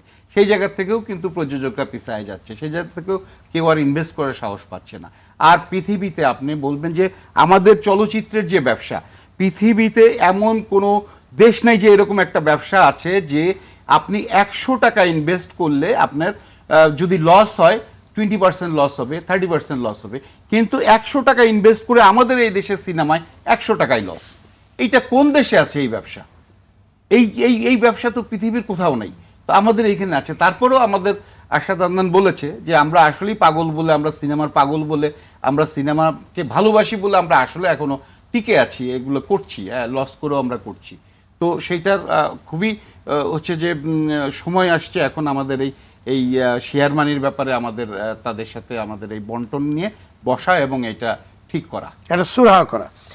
মোহাম্মদ ইকবাল, সেন্ট্রাল সার্ভার এবং অনলাইন টিকিটের দাবি জানাচ্ছে প্রযোজকরা, এটা অনেকদিন ধরে এই দাবিটা আসতেছে। এটা করা হলে চলচ্চিত্র সংশ্লিষ্টরা কি সুবিধা পাবে, কি লাভ হবে তাদের? আমি আগে একটু নুসরাত আবার দুটো কথা উত্তর দিতে চাই। উনি খুব সুন্দরভাবে অনেক কিছু বলে গেল। আমরা শুনলাম, উনি যেসব জিনিসপত্র আমাদের এফডিসির কথা যে আসছে, এগুলা চালানের মতো কোনো ম্যান নাই, লোক নাই। একটা কালার কালেকশনে এত সুন্দর সুন্দর দামি দামি জিনিস আইনা ফেলা রাখছে এফডিসিতে, সেগুলো অবসলিউট হয়ে যাচ্ছে, পুরানো হয়ে যাচ্ছে, পুরানো হয়ে অলরেডি নষ্ট হয়ে যাচ্ছে। ওনার 2টা ক্যামেরা আছে, যে ক্যামেরাটা আমরা সবসময় ইউজ করতাম বা চাই, 2টা ক্যামেরাই নষ্ট। ড্রাগন 2টা ক্যামেরাই নষ্ট। আমি গত ছবি বানাতে যা 2টাই আমি নষ্ট হয়েছি, একটাও পাইনি। তো ওনার যে টেকনিশিয়ানগুলো, যে টেকনিশিয়ানদের কারণে গভর্নমেন্টের কোটি কোটি টাকার লস এফডিসি, শুধু একমাত্র টেকনিশিয়ানের কারণে। অনেক গভর্নমেন্ট কিন্তু আনছে জিনিসপত্র, ওনারা কালার কালেকশন, ওনারা জিপ একটা নিয়ে আসছে আজ থেকে মনে হয় 10-15 বছর আগে। আজ পর্যন্ত এফডিসির কোনো লোক ভাড়াই দিতে পারলো না, এটা ভাড়াই দিতে পারলাম না আজ পর্যন্ত, কারণ ম্যান নাই, লোক নাই। তো ওনারা আনে কিন্তু ইউজ করতে পারি না আমরা, দুঃখ হলো সবচেয়ে বড় ব্যাপার এটা, আমরা ইউজ করতে পারি না। আর আরেকটা জিনিস, এটা তো ওনাদের জন্য লস। হ্যাঁ, ওনারা আরেকটা জিনিস, ওনারা যেইভাবে রেট দেয়, আমি যদি পুরো বর্তমান মার্কেট, হ্যাঁ মার্কেটে যদি আমি প্যাকেজ করি, আমি কিন্তু 2 থেকে 2.5 লক্ষ টাকার ভিতরে ফুল প্রোডাকশন আমার শেষ। আর ওনারা এখানে আমার করতে হলে 7 থেকে 8 লক্ষ টাকা লাগে। এবং আমার এই যে একটা রিভেঞ্জ ছবি আছে, আমার বিলি 9 লক্ষ টাকার উপরে এসে রয়েছে। অথচ এই ছবিটা যদি আমি বাইরে দিতাম, আমি 2 থেকে 3 লাখ টাকার ভিতরে আমি শেষ করে দিতে পারতাম। তো যাই হোক, এটা আমার মনে হয় এটা আমার ভুল ছিল এফডিসিতে জিনিসটা দেওয়া, এটা খেসারত আমি এখন দিচ্ছি। এইটার যে ওনারা যেই প্রক্রিয়াটা করছে, ওই প্রক্রিয়াটা সম্পূর্ণ রং। এবং ওনার কথাবার্তাগুলো আমি শুনতে খুব ভালো লাগছে, কিন্তু একটা বাস্তবায়নের কথা না ওনার। এটা আমি ওনার সামনেই বলতেছি আমি, কারণ আমি এটা ভুক্তভোগী। তাহলে যে সেন্ট্রাল সার্ভারের কথা আমরা বলছি কিংবা আশা করছি সেখান থেকে, তাহলে সেটারই মাঝখানে আমি একটু কথা বলতে চাই। দেখেন, এফডিসিতে যন্ত্রপাতি এনে লাভ কি? প্রথম কথা ইকবাল যেটা বললেন যে টেকনিশিয়ান নাই, ওনারা ভাড়া দিতে পারেন না। আজ কতদিন যাবৎ এফডিসির বেতন, কর্মচারীদের বেতন হয় না। তার কারণ কি? ওনাদের জিনিসপত্রগুলো, মেশিনারিজগুলো ভাড়া দিতে পারে না। ভাড়া কেন দিতে পারে না? এক কথা হচ্ছে ওনাদের টেকনিশিয়ান নাই, দ্বিতীয় কথা হচ্ছে ওনারা কম্পিটিটিভ না। মার্কেটে যে রেটে আমি যে জিনিসটা ভাড়া পাই তার থেকে অনেক বেশি রেট ওনারা ধরে রাখছেন। কেন? ওনারা সমন্বয় করেন না কেন? ওনারা তো সরকারের সাথে, ওনাদের কাজ করার ইচ্ছা হতে হবে, তো কাজ করতে ইচ্ছা প্রকাশ করতে হবে। সরকার তো তাদেরকে অঢেল টাকা দিচ্ছে, বসে বসে খরচ হচ্ছে, ইচ্ছা থাকতে হবে। এখানে আমি একটু যোগ করি আবদানের সাথে, সেটি হলো ওনারা যেটা বলেন যে টাকা ইনভেস্ট করেন, ধরেন একটা ক্যামেরা আনলো 4 কোটি টাকা দিয়ে, তো সেই 4 কোটি টাকার একটা ওই ক্যামেরাটার একটা পিরিয়ড ধরেন, যে এবং একটা চুক্তিও করতে হয় যে ওটার কোনো নষ্ট হলে কিংবা হলে এতদিন পর্যন্ত সেটা ঠিক আছে, না সেটা ঠিক আছে, নষ্ট হলে ঠিক করে দেব। কিন্তু ওই সেম ক্যামেরা যদি আমি মার্কেটে তার থেকে 5,000 টাকা ডেতে পাই, তাহলে এফডিসি ক্যামেরা তো পড়ে থাকবে। তাহলে এই ক্যামেরাগুলাই আমি ভাড়া দিতে পারতেছি না। নতুন যন্ত্রপাতি আনার প্রকল্প কেন পাস করা হচ্ছে? সরকারের অর্থ ব্যয় করার জন্য। আমি যেটা বলতে চাচ্ছিলাম, সরকারের অর্থ ব্যয় করার এত দরকারটা কি? এই জায়গাটা কিন্তু আপনি যেটা বললেন যে নষ্ট হলে ঠিক করে দিবে, কেন আমি ঠিক করে দিব? আপনার লোক এটা অপারেট করে, আপনার লোক চালায়, আমি কেন ঠিক করে দিব? এটা একটা যন্ত্র তো নষ্ট হতেই পারে। যেমন একটা অনিয়ম চলছে, সেটা হচ্ছে যে আমার শুটিং এর মধ্যে একটা হচ্ছে লাইট ব্লাস্ট হয়ে গেল, তো এই লাইটের তো একটা লাইফ আছে, জ্বলতে জ্বলতে জ্বলতে জ্বলতে মানে বছরের পর বছর জ্বলছে, জ্বলে জ্বলে সার্ভিস দিচ্ছে, সেটা ফিউজ হয়ে গেল। তাইলে ফিউজ হওয়ার সাথে সাথে এই বিলটা কিন্তু আমার উপর চাপায় দেওয়া হচ্ছে। আবার ফ্লোরে শুটিং করলে সেটা ভুতুড়ে ইলেকট্রিসিটি বিল হয় না। না, আমাদের ফ্লোরে শুটিং করলে একটা ভুতুড়ে ইলেকট্রিসিটি। ওনাদের ফ্লোরে যদি আমরা শুটিং করি, আপনার আরেকটা উদাহরণ দেয় আমি, তাহলে এটা ভালো হবে। যে কত অবিচার, আমি একটা ক্যামেরা নিয়ে গেলাম, সেটা কিন্তু আমার ঘটনা, বাস্তব ঘটনা বলছে। আমি ক্যামেরা নিয়ে শুটিং গেছি কোতাপাড়ার শুটিংয়ে আমার পুরো ইউনিট নিয়ে গেছি। সেখানে রিয়াজ, মৌসুমী, ফেরদৌস, আরও অনেক বড় বড় আর্টিস্ট সব আছে। ক্যামেরাটা কাজ করছে না, নষ্ট, মানে সেখানে কোনো রোলই করছে না। কী হলো? তো এখন আমি এফডিসিতে ফোন দিলাম, আর ক্যামেরা নাই। ঠিক আছে, ক্যামেরা নাই। এখন আমার এই যে শুটিংয়ের, আমি ক্যামেরা চলুক না চলুক, আমার যে 1.5 লাখ টাকা প্রোডাকশন কস্টটা তো গেলই। আমি বললাম যে আমার ক্যামেরা যেহেতু আপনার চলে নাই, আপনি তো বিল ধরতে পারেন না, উল্টো সেই ক্যামেরার বিলও আবার দিতে হইলো, যে ক্যামেরা অচল। আর মাপ করা তো দূরের কথা, ওই ক্যামেরার বিলও আমার কাছে দিল, যেহেতু আমার ক্যামেরা আমার নামে তাহলে তো ওই জায়গায় যাবে কি? অ্যাকচুয়ালি গুলজার ভাই, এফডিসি কি নীতিমালায় চলে আমি জানি না। এফডিসিতে কোনো নীতিমালা ফলো করা হচ্ছে কিনা সেটা নিয়ে সন্দেহ করা হচ্ছে। এই জন্য কাজ করতে তথ্য মন্ত্রণালয়ের সাথে সমন্বয়পূর্বক এফডিসির সংস্কার দরকার। জি, না, নুজাত ইয়াসমিনের কাছে আমি যেতে চাই, যেহেতু এতগুলো প্রশ্ন চলে আসলো ওনার কথার পরে, এবং একটি বড় প্রশ্ন কিন্তু একটা রয়ে গেছে যেটা নিয়ে অনেকদিন ধরে দেন দরবার চলছে, সেটা হলো একটা বিল উনাদের পরিশোধ করতে হয়, সেটা হলো নো অবজেকশন সার্টিফিকেট, কিংবা উনাদের ওখানে যে আমরা ব্যবহার করি চাঁদা, আমার কাছে মনে হয় যে 10,000 টাকা দামের চাঁদা এটা।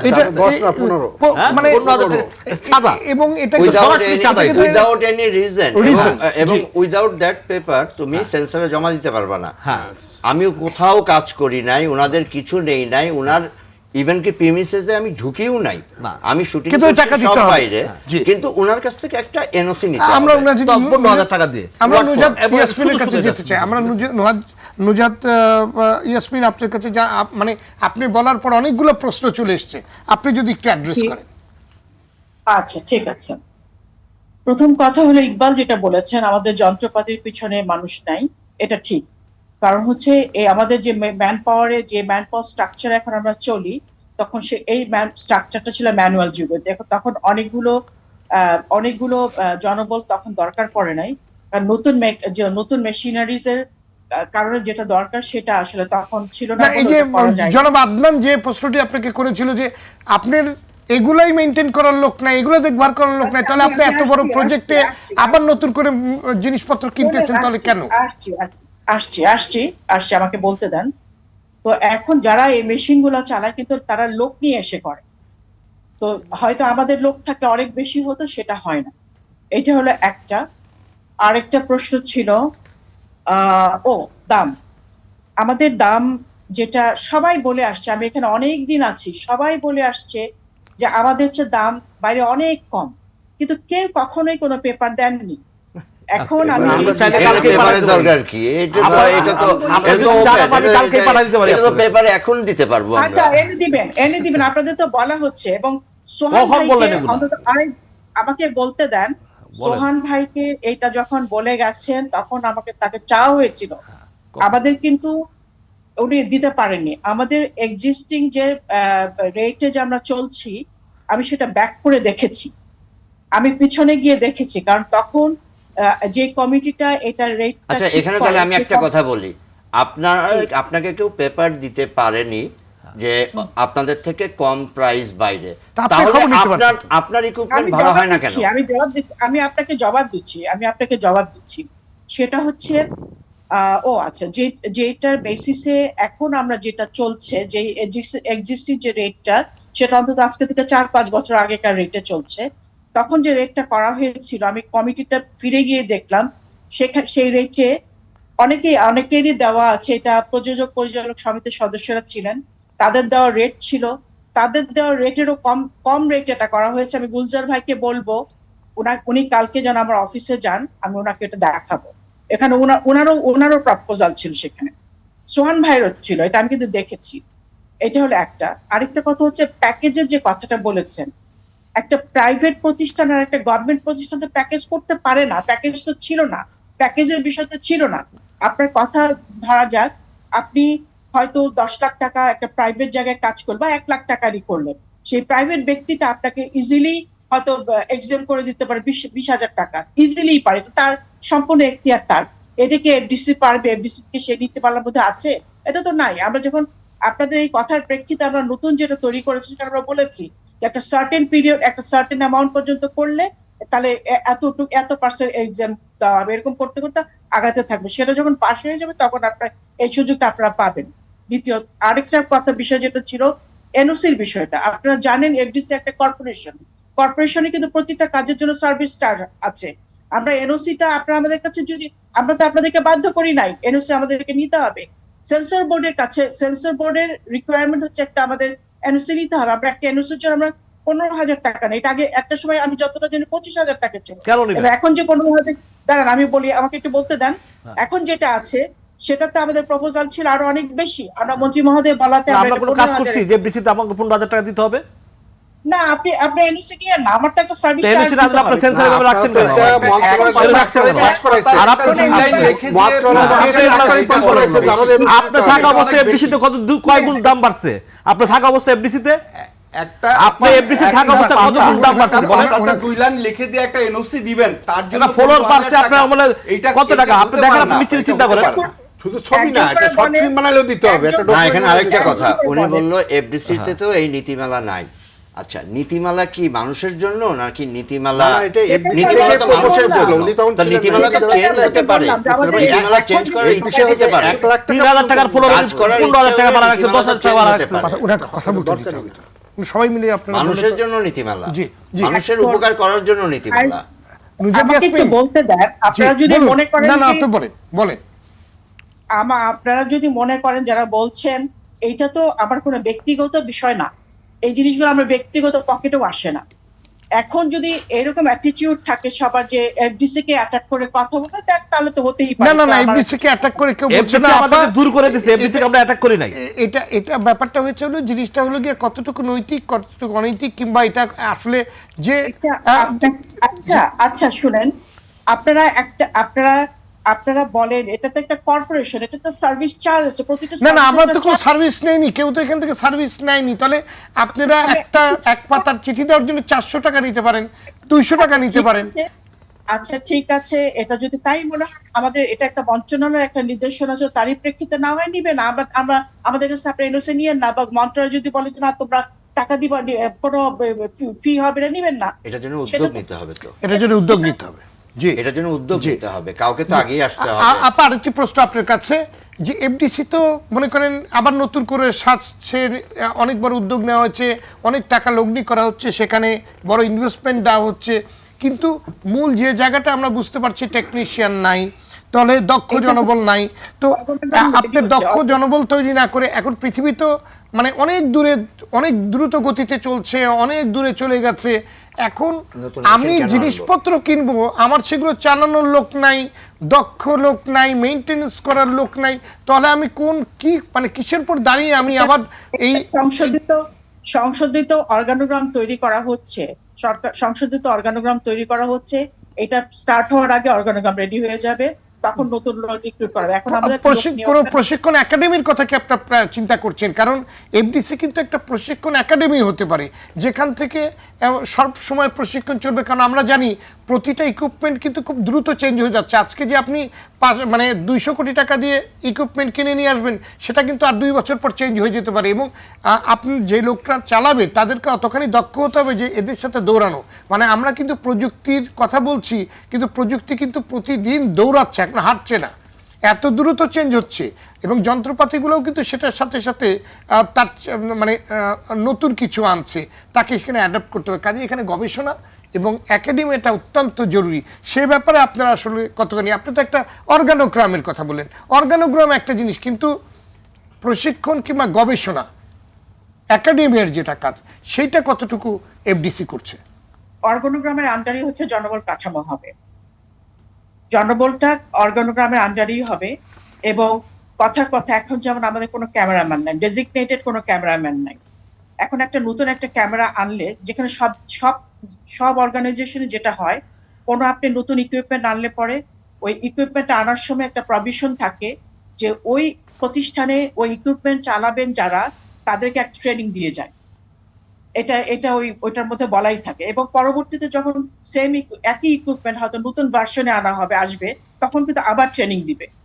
তো এখানে আমাদের মূল প্রয়োজন হচ্ছে ওই ইকুইপমেন্টের পিছনে যে ম্যান পাওয়ারটা, তাকে রিক্রুট করা। এবং সেটাই আমরা তৈরি হচ্ছে, আমাদের কোনটা কাকে কি লোক আমাদের নিতে হবে, দরকার কি বাদ দিয়ে দিতে হবে, সেই অনুযায়ী আমাদের অর্গানোগ্রামটা সংশোধন করা হচ্ছে। এবং আমি যেটা আগেও বলেছি, এখনো বলছি, যে আমাদের এটা শুরু হওয়ার আগে আমাদের ওটা ঠিক হয়ে যাবে। তাহলে আমরা আশা করতে পারি যে আগে অর্গানোগ্রাম তৈরি হবে এবং মানুষজনের ট্রেনিং হবে, তারপরে ইকুইপমেন্ট কেনা হবে নিশ্চয়ই। না, নট দ্যাট। আপনি একজন ক্যামেরাম্যান নিবেন, একজন ট্রেন ক্যামেরাম্যানই নিবেন, যে ক্যামেরার সাথে তার দক্ষতা আছে। কিন্তু বিভিন্ন অর্গানাইজেশনে তো আমরা এটা জানি, যেখান থেকে কেনা হয় সেখানে টিম যায়, তারা কিংবা টিম এসে ট্রেনিং করে, হ্যাঁ, অথবা টিম এসে ট্রেনিং করে। এটা তো বিভিন্ন এটা আমি অর্গানাইজেশন আমরা জানি। আমাকে একটু বলতে দেন। জি বলুন, আপনি বলুন। কথার কথা, একজন ক্যামেরাম্যান যাকে আমার এখানে একটা ক্যামেরাম্যান ডেজিগনেটেড একটা ক্যামেরাম্যান যখন নিব, তার তো কিছু প্রাইমারি তার কিছু অভিজ্ঞতার প্রেক্ষিতে তো তাকে নেওয়া হবে। এখন সেই ক্যামেরাম্যানটা ধরা যাক একটা যে ক্যামেরাটা চালিয়ে আসছে, পরবর্তীতে আমি হায়ার টেকনোলজির ক্যামেরাটা নিলাম, তাহলে সেটা তো তাকে চালাতে শিখতে হবে। যাদের কাছে নেওয়া নিয়মই সেটা যাদের কাছে কেনা হয়, তারা ওই অর্গানাইজেশনের ওই লোকগুলাকে যে ক্যামেরাটা অপারেট করবেন তাকে ট্রেনিং দিয়ে যান। এটা নিয়ম, এটা সবসময় থাকে না, এছাড়াও কিন্তু আরেকটি নিয়ম আছে, যে ক্যামেরাটা কেনা হবে, ডিসিশন নেয় গভর্নমেন্টের কিন্তু প্রতিনিধি দল যায়, তারা কিন্তু ক্যামেরাটা ভিজিট করে এবং ওখান থেকে ট্রেনিংও নিয়ে আসে তারা।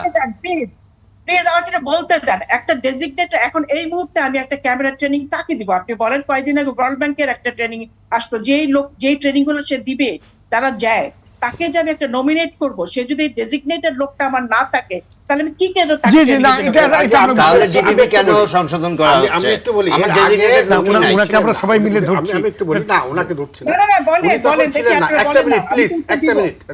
এর আগে উনি ছিলেন না, ওনার আগে আরো দুজন আগে যে এমডি ছিলেন, সেই সময় একবার এরকম যন্ত্রপাতি কিনা হলো, কোনো টেকনিশিয়ানকে পাঠানো হলো না, এমডি এবং তার একজন ডিরেক্টর গেল, কারণ তারা এটা কোনোটা চালাবে না, তারা ক্যামেরাও চালাবে না, তারা এডিটিং মেশিনও চালাবে না, তারা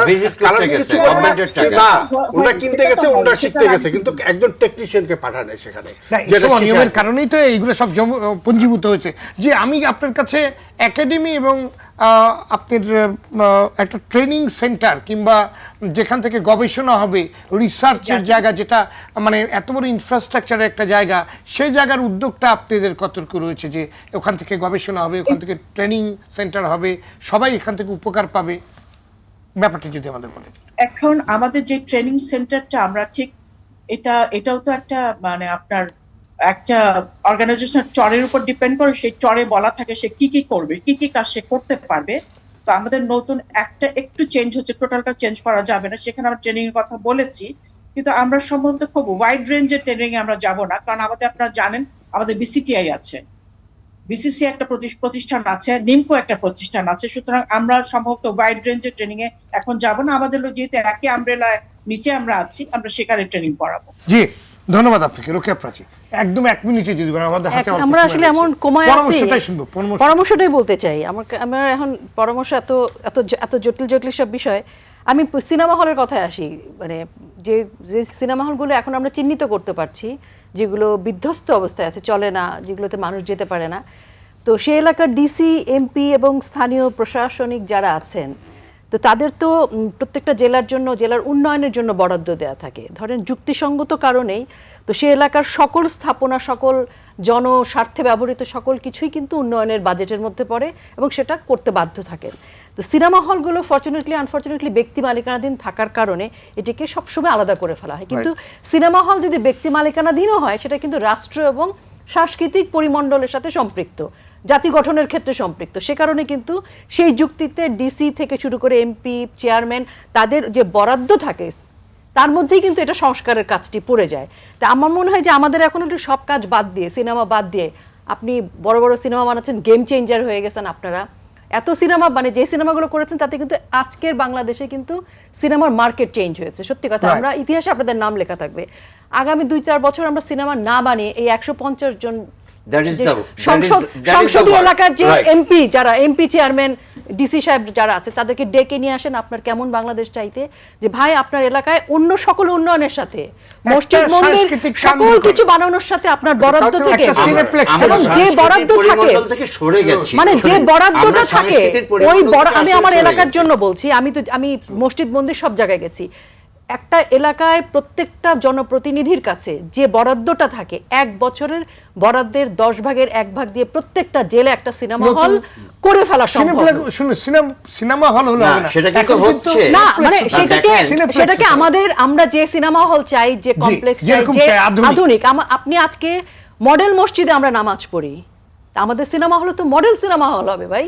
আমাদের মসজিদই চলে গেছে মডেলের জায়গায়, তাহলে সিনেমা হল কেন মডেল হবে না? জি, এটি খুব ভালো সম্ভব। কথা বলেছেন আদনান, আপনার পরামর্শটা বলেন এখন কি করা উচিত আসলে। দেখেন, আমরা ওই সবার আগে করণীয় নিয়ে যেটা আলোচনা করব। দরকার জি। যে আমাদের জেলাগুলোতে সিনেমা হল মানে ডিজিটাল আধুনিক সিনেমা সিনেমা হল, আধুনিক সিনেমা হল তৈরি হওয়া দরকার এবং সেন্ট্রাল সার্ভারের দরকার, ই টিকিটিং সিস্টেমটা Right. দরকার মোটামুটি মানের। যদি মানে কারো করুণার পাত্র যেন কারো প্রযোজকদের করোনার পাত্র না যেন হয়। আমাদের না Self-dependent হতে হয়, থাকবে। সেলফ ডিপেন্ডেন্ট যেন আমরা চিটিং থাকতে করার পারি। কিছু নাই, সবাই ট্রান্সপারেন্ট। দেখেন, শেখ রাসেল অডিটোরিয়াম হচ্ছে বিভিন্ন জেলাতে, সেখানে কিন্তু একটা করে সিনেপ্লেক্স আছে, এগুলো কিন্তু 2 বছরের মধ্যে রেডি হয়ে যাবে।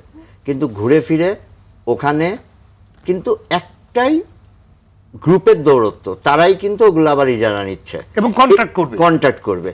এইটা থেকে বের হয়ে আসতে হবে। মানে ইন্ডিপেন্ডেন্ট জায়গাটা তৈরি অ্যাকচুয়ালি করতে হবে। ব্যাপারটা কি, সিনেমা না ভালোবাসার বিষয়, আবেগের বিষয়, দেশের বিষয়।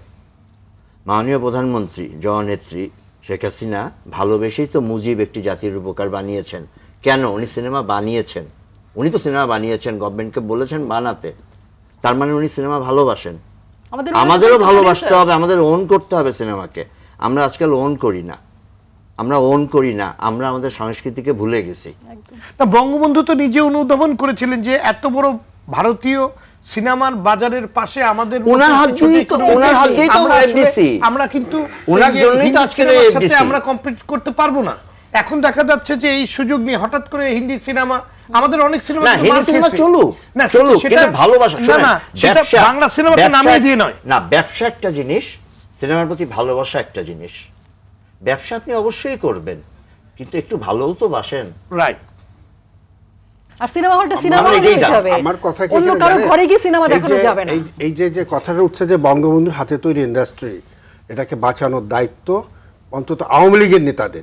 কিন্তু আমি ব্যক্তিগতভাবে ফিল করি এবং আমি বিভিন্ন জায়গায় কথা বলে বিভিন্ন কাজে গিয়ে আমি দেখেছি একমাত্র মাননীয় প্রধানমন্ত্রী এটা ফিল করে, আর কেউ ফিল করে না। উনি না ফিল করলে উনি কেন যাবেন? আর কেউ ফিল করে না। এবং যারা এই যে দায়িত্ব আছে কেউ ফিল এবং করে না, already যেটা উনি বঙ্গবন্ধুর হাতে কিন্তু তৈরি, এই জিনিসটাকে বঙ্গবন্ধুর আমাদেরকে অসমাপ্ত শ্রদ্ধা করতে হবে, আত্মজীবনী সম্মান এবং করতে হবে, কারাগারের বাঁচাতে হবে। রোজনামচা। এটা আর কেউ ফিল করে না। অসমাপ্ত আত্মজীবনী এবং কারাগারের রোজনামচা, যারা দায়িত্বে আছে এটা নিয়ে তারা একটা কেউ ফিল করে না। স্ক্রিপ্টিং এর উদাহরণ চিন্তা ভাবনাও করছেন, এরকম হবে সামনে।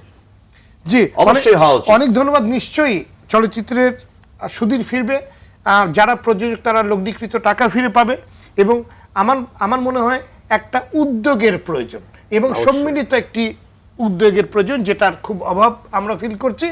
আপনাদের সবাই সমন্বয়হীনতা। যে সমন্বয়হীনতা, নিশ্চয়ই আরও এগুলো নিয়ে আমরা আমাদের আলোচনা কন্টিনিউ করতে হবে যাতে আমরা লক্ষ্যে পৌঁছাতে পারি। আপনাদের সবাইকে আজকে ধন্যবাদ আজকের অনুষ্ঠানে অংশগ্রহণ করার জন্যে।